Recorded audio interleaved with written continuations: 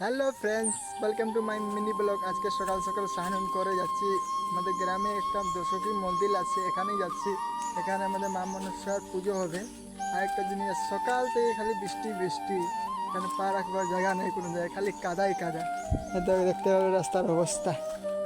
চলো যাই মন্দিরের সামনে, ওখানে কিছু ভিউ দেখাবো তোমাদেরকে।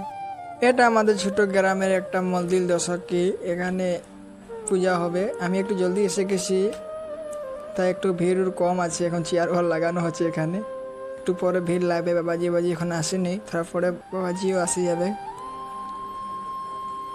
তাই চেয়ার ঘর লাগানো হচ্ছে।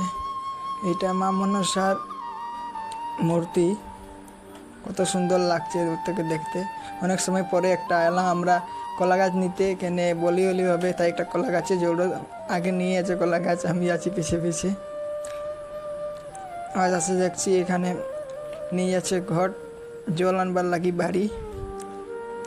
এই বাড়ি না আনলে পুজোই হবে না। যে হিন্দু শাস্ত্র পূজা করে মা মনসা, তাই জানে একটা বাড়ি আনানি কতটা ইম্পর্টেন্ট। তাই সবাই যাচ্ছে তার সঙ্গে। 4 জন মানুষ লাগবে, ইয়া 3 জন জল আনতে, ছেলে মানুষ। চলো যাই জল আনতে।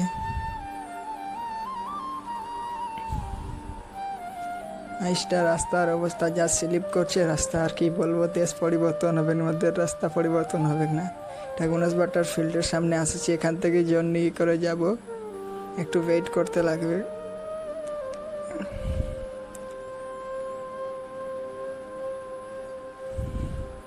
অনেক সময় পরে ঝড় নিয়ে তো এখানে আলাম। কালকে এখানে মহাপ্রসাদ বিতরণ করানো হবে। তোমার সবার ইনভাইট। ভিডিও যদি ভালো লাগে একটা লাইক শেয়ার